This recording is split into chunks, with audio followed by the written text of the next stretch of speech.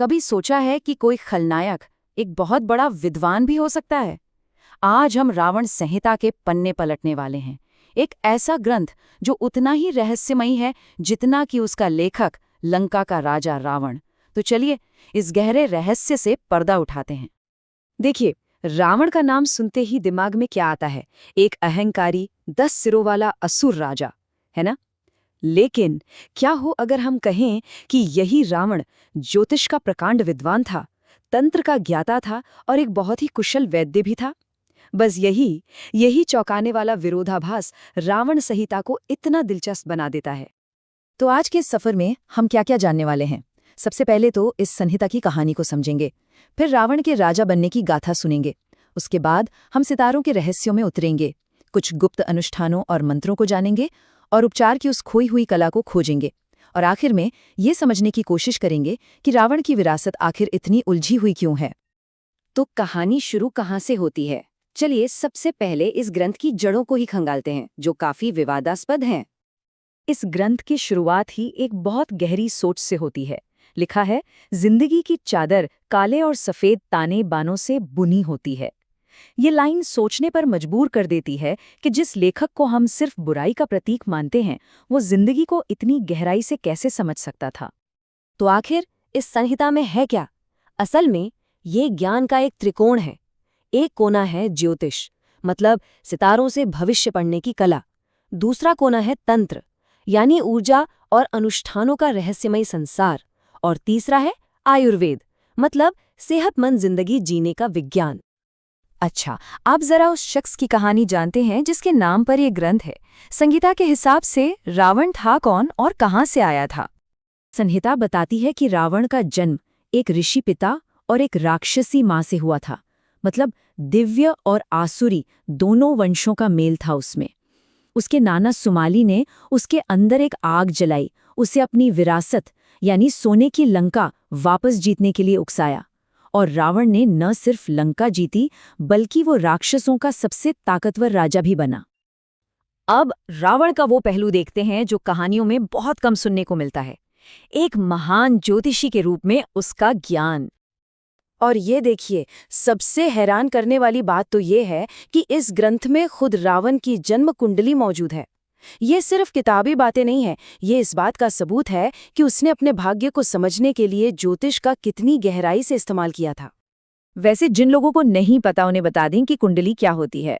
ये जन्म के समय आसमान में ग्रहों का एक तरह से स्नैपशॉट होता है। वैदिक ज्योतिष में इसे किसी भी इंसान की जिंदगी और उसके भाग्य की चाबी माना जाता है। लेकिन संहिता सिर्फ ग्रहों की स्थिति ही नहीं बताती, वो योग की बात करती है, मतलब ग्रहों के खास कॉम्बिनेशंस की, जैसे पारिजात योग जो एक शाही जिंदगी का वादा करता है, या फिर हर योग जो भगवान शिव के नाम पर है और ये विनाशकारी शक्ति का प्रतीक है। कुछ रावण के अपने व्यक्तित्व जैसा ही है ना। ज्योतिष से निकलकर अब हम संहिता के एक और गहरे और सच कहूं तो और भी ज्यादा रहस्यमयी अध्याय में चलते हैं, तंत्र और उसके गुप्त अनुष्ठान। संहिता में यक्षिणी साधना का जिक्र मिलता है। यक्षिणियां, इन्हें प्रकृति की शक्तिशाली आत्माएं माना जाता है और ये साधना उन्हें खुश करके उनसे वरदान पाने की एक विधि है, चाहे वो भौतिक हो या आध्यात्मिक। एक उदाहरण देखते हैं, अनुरागिनी यक्षिणी को बुलाने की विधि। इसमें 30 दिनों तक एक बहुत सटीक अनुष्ठान करना होता है। एक खास चित्र बनाना, हजारों बार मंत्रों का जाप करना और रात में पूजा करना। और इनाम? संहिता कहती है कि अगर साधना सफल हो जाए तो हर रोज 1000 सोने के सिक्के मिलते हैं। लेकिन रावण का ज्ञान सिर्फ तंत्र मंत्र तक ही नहीं था। क्या आप जानते हैं कि मशहूर शिव तांडव स्तोत्र जो भगवान शिव की स्तुति में गाया जाता है, वो भी रावण की ही रचना मानी जाती है। ये उसके एक भक्त और एक कवि होने का सबूत है। और अब रावण के व्यक्तित्व का वो पहलू जो शायद सबको सबसे ज्यादा हैरान कर देगा। रावण एक कुशल आयुर्वेदिक वैद्य के रूप में। संहिता में अर्क यानी जड़ी बूटियों के रस से बनी दवाइयों का पूरा खजाना है। ग्रंथ में रावण अपनी पत्नी मंदोदरी को समझाता है कि कैसे कुलंजन गले के लिए अच्छा है, नागदमन जहर का तोड़ है और हल्दी मधुमेह में फायदेमंद है। ये दिखाता है कि उसे चिकित्सा का कितना गहरा और व्यवहारिक ज्ञान था। और ये सिर्फ नुस्खों की किताब नहीं है, ये पूरा विज्ञान है। संहिता आयुर्वेद के 6 स्वादों यानी रस का विश्लेषण करती है। जैसे नमकीन स्वाद पाचन में मदद करता है, तो वहीं कड़वा स्वाद शरीर की गर्मी और बुखार को शांत करता है। तो अब हमारे सामने रावण के कितने सारे रूप हैं। एक राजा, एक ज्योतिषी, एक तांत्रिक और एक वैद्य।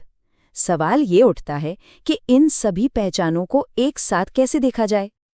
एक तरफ रावण की ये छवि है, एक क्रूर योद्धा जिसे युद्ध में घिरा देखकर उसकी अपनी सेना के हौसले पस्त हो जाते हैं। ये वो रावण है जिसे हम सब जानते हैं।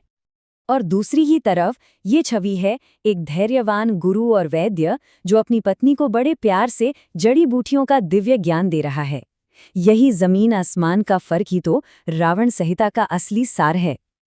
तो रावण संहिता हमें सिखाती है कि रावण सिर्फ एक योद्धा नहीं था, वो एक विद्वान था, एक ज्योतिषी था, एक तांत्रिक था और एक वैद्य भी था। उसके एक नहीं कई चेहरे थे। आखिर में रावण संहिता हमें मजबूर करती है कि हम एक साधारण खलनायक की कहानी से आगे देखें। ये हमें एक ऐसे जटिल इंसान से मिलाती है जिसके पास बेहिसाब ज्ञान और शक्ति थी और जिसे सिर्फ बुरा कहकर खारिज नहीं किया जा सकता। और ये हमें इस सवाल के साथ छोड़ जाता है, जब हम रावण जैसे किरदारों को समझने की कोशिश करते हैं जिन्हें हमने हमेशा सिर्फ खलनायक माना है, तो क्या ये हमें अच्छे और बुरे की अपनी परिभाषा पर फिर से सोचने के लिए मजबूर नहीं करता? इस सफर में हमारे साथ चलने के लिए आपका धन्यवाद।